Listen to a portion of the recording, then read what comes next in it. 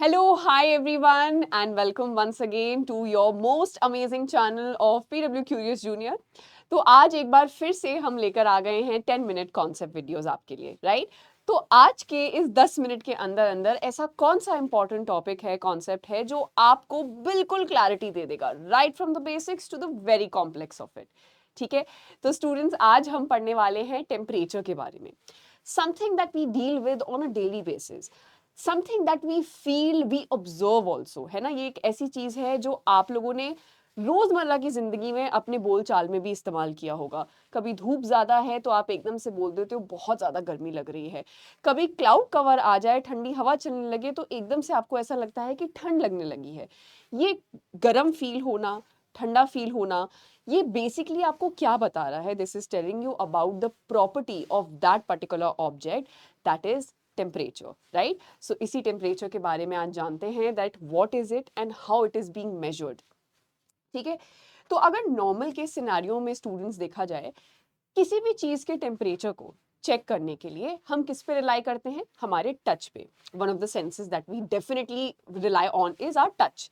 कि टच करके शायद हम पता कर लेंगे कि कोई चीज कितनी हॉट या कितनी कोल्ड है. फॉर एग्जाम्पल, अगर आप इस केस 1 में देखें, राइट, यहाँ पे आपको दिखाई दे रहा है कि पानी उबल रहा है ना. आपने अपना हाथ या अपनी उंगली उसमें डाली तो शायद आपको टच करके ये फील हो जाएगा कि हाँ, ये पानी गर्म है, इसका टेम्परेचर हॉट है. वहीं दूसरे केस में अगर आप देखिए स्टूडेंट्स, यहाँ पे आपको दिखाई दे रहा है कि पानी अब शायद थोड़ा सा ठंडा हो गया है. लेकिन क्या आप एग्जैक्ट वैल्यू, एग्जैक्ट टेम्परेचर बता सकते हैं? नो. आप सिर्फ इतना कर सकते हैं कि you can only compare these two objects, right.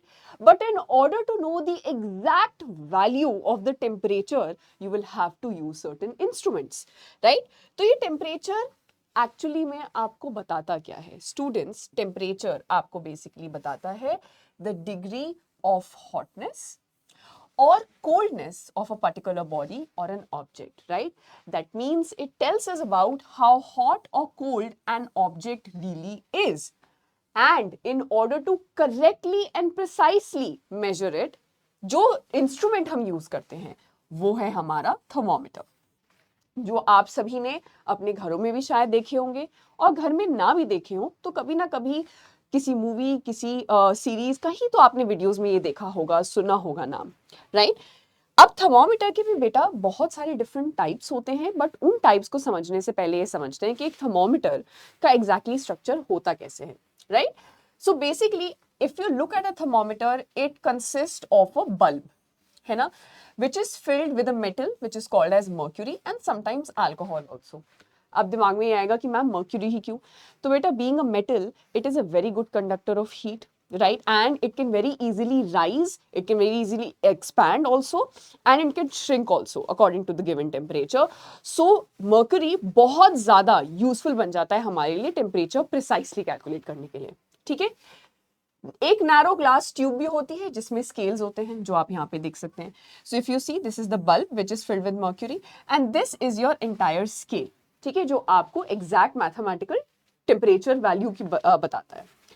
तो when this thermometer is heated, the liquid which is either mercury और अल्कोहल एक्सपैंड्स एंड राइजेस. जब आप उसको, उस पर्टिकुलर थर्मोमीटर को किसी हॉट बॉडी या ऑब्जेक्ट के कांटेक्ट में लेकर आते हैं, सो वो ही मर्क्यूरी एक्सपैंड करता है and it starts to rise, right. And वहीं पे when it is cooled, the liquid contracts and it falls, which lets you know according to the scale कि क्या exact value है temperature की, right. Now according to our own use, हमने different values, different SI units create कर रखी हैं temperature की. जैसे कि टेम्परेचर को कॉमनली आप कौन सी यूनिट्स के थ्रू मेजर कर सकते हैं या डिनोट कर सकते हैं? सेल्सियस, राइट, जिसे हम डिग्री सेल्सियस से डिनोट करते हैं. इसी के साथ साथ और क्या तरीका हो सकता है? फ़ारेनहाइट, डिग्री फ़ारेनहाइट्स में जिसे हम डिनोट करते हैं. ठीक है, and the third commonly used unit for temperature is Kelvin, which is also the international standards unit or the SI unit, right. Room temperature अगर हम देखें, यूजुअली अप्रोक्सीमेटली 25 डिग्री सेल्सियस के अराउंड कहीं ना कहीं रेंज करता है। वहीं अगर नॉर्मल ह्यूमन बॉडी टेम्परेचर देखें तो डिग्री सेल्सियस में उसकी वैल्यू होती है 37 एंड फ़ारेनहाइट्स में होती है 98.6, जो कि आप अपने घर में मौजूद थर्मोमीटर्स के थ्रू कई बार कैलकुलेट करके देख भी चुके होंगे। और यहाँ पे आप इसी स्केल्स के थ्रू देख सकते हैं कि किस तरीके से बॉइलिंग पॉइंट, फ्रीजिंग पॉइंट या absolute zero of different objects अलग अलग यूनिट्स में अलग अलग तरीके से वेरी करता है, राइट? आगे चलते हुए students, again according to our use हम डिफरेंट तरीके के थर्मोमीटर्स यूज करते हैं। फॉर एग्जाम्पल क्लिनिकल थर्मोमीटर, अब आप नाम से ही पहचान पा रहे होंगे कि मोस्टली मेडिकल पर्पस में यूज होता है। फॉर एग्जाम्पल किसी ह्यूमन के बॉडी टेम्परेचर को कैलकुलेट करने के लिए, राइट? वहीं पे अब एक ह्यूमन बॉडी का टेम्परेचर और आपका एक एक्सपेरिमेंट लैब में करना जमीन आसमान का अंतर है। तो क्या आप सेम थर्मोमीटर यूज कर पाओगे जो आपने ह्यूमन बॉडी के लिए यूज किया? डेफिनेटली नॉट, बिकॉज आप किस तरीके का एक्सपेरिमेंट कर रहे हैं इस पे बहुत हद तक डिपेंड करता है कि आपका टेम्परेचर का रेंज कितना है, क्योंकि ह्यूमन बॉडी का तो एक गिवन रेंज होता है। And that is precisely the reason that for laboratory हम एक लैबोरेटरी थर्मोमीटर यूज करते हैं, ठीक है? That is for our experimental purposes या किसी लिक्विड के टेम्परेचर को चेक करना। इन द सेम मैनर, क्योंकि with modern science and technology जैसे जैसे हमें हमारी अंडरस्टैंडिंग और हमारी थिंकिंग, हमारी इनोवेटिव क्रिएटिविटी जब बढ़ी, तो हमने मॉडर्न तरीके से थर्मोमीटर को बनाने की कोशिश की, जहां हम डिजिटल मैनर में थर्मोमीटर को लेकर आए जिसमें मर्क्यूरी का कोई यूज नहीं था। And as we all know that mercury is a poisonous substance, so digital thermometer हमारे डे टू डे लाइफ में और भी ज्यादा रेलिवेंट बनते चले गए, राइट? आगे चलते हुए स्टूडेंट्स, अब अगर क्लिनिकल थर्मोमीटर की बात करें, इसकी रेंज क्या होती है? As mentioned, it is being used to calculate the human body temperature, right? तो इसकी रेंज है 35 टू 42 डिग्री सेल्सियस, ठीक है? क्योंकि यही नॉर्मली ह्यूमन बॉडी का टेम्परेचर इतने ही उसमें नंबर्स में रेंज करता है, ठीक है? And it has a kink also, इसमें एक किंक होता है, एक बेंड होता है जो कि नियर द बल्ब होता है। रीजन क्या है उसके पीछे? रीजन इसलिए है, it prevents the mercury from falling back immediately.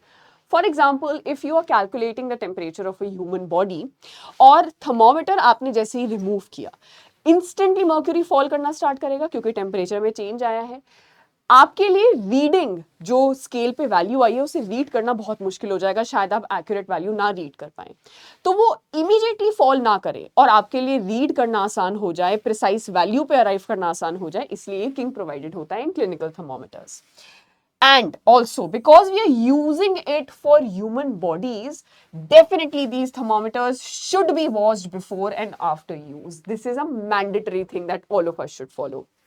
Used only for humans, not for hot liquids. ये हमेशा याद रखिएगा, क्योंकि अगर आपने गलती से इन थर्मोमीटर्स को लैबोरेटरी पर्पस, एक्सपेरिमेंटल पर्पस या किसी हॉट लिक्विड में यूज कर लिया, there is a very high chance कि ये थर्मोमीटर बर्स्ट कर सकता है and you might get expose to the poisonous mercury, right? And that is the reason कि क्यों हम एक्सपेरिमेंटल पर्पस के लिए लैबोरेटरी थर्मोमीटर का यूज करते हैं।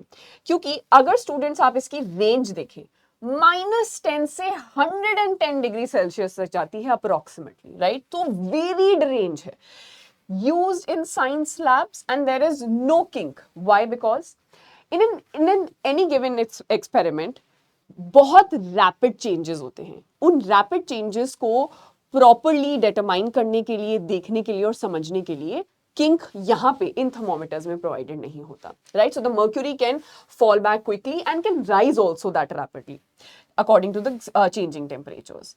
And it must be kept vertical in liquids without touching the container bottom. ये बहुत इंपॉर्टेंट पॉइंट है। अगर आपने अपने लेबोरेटरी थर्मोमीटर को बॉटम से टच करा दिया तो आपकी रीडिंग में कहीं ना कहीं फ्लॉ आ जाएगा, ठीक है? वो बॉटम का भी, वो आपके कंटेनर का भी टेम्परेचर रीड कर लेगा, which will hamper your readings, which will hamper your calculations further. So be very careful of that, ठीक है? Now, since that we have understood the concept of what exactly is temperature and how we calculate it in various different circumstances, let's try to answer some questions. ठीक है, कुछ questions answer करते हैं। पहला है, a laboratory thermometer.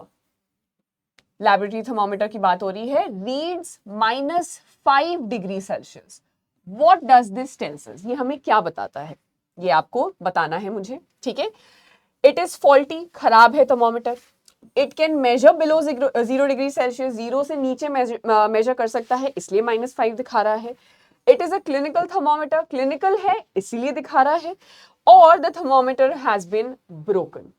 So students, as we have already learned that as far as a laboratory thermometer is concerned, क्योंकि varied experiments हो सकते हैं अंडर वेरियस डिफरेंट सर्कमस्टांसेस, तो हमने इस थर्मोमीटर को बहुत अच्छी खासी रेंज दी है, क्लोज टू अबाउट -10 से लेके 110 डिग्री सेल्सियस तक. तो अगर ये थर्मोमीटर -5 डिग्री सेल्सियस की रीडिंग बता भी रहा है, so it is because it can measure below 0 degree Celsius. अब आप लोग मुझे बताना एक बात कमेंट सेक्शन में कि क्या क्लिनिकल थर्मोमीटर माइनस में कैलकुलेट कर पाएगा? Just think about it and let me know. Moving on to the next question. Why do clinical thermometers have a kink? ये kink clinical thermometers में क्यों present है और laboratory में नहीं? To prevent the mercury from flowing back immediately, to make the thermometer look stylish, to increase expansion of mercury or to measure higher temperatures. बताइए, ये kink एक thermometer में तो दिया, दूसरे में क्यों नहीं? क्या डिजाइन चॉइस थी? नहीं बेटा, यहाँ पे जरूरी था क्लिनिकल थर्मोमीटर में. क्यों? So that it can prevent the mercury from flowing back immediately and you are able to calculate the temperature accurately. Right, moving ahead to the last and final question. Why should we not dip a clinical thermometer in hot water? Because it will break, because it will start swimming, because it will make the water sweet, or it will glow like a bulb. इस question का answer आप सभी को comment section में बताना है.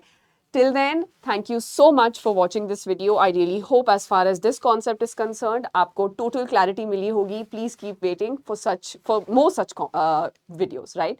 तो आगे के videos में मिलते हैं. Till then, bye everyone.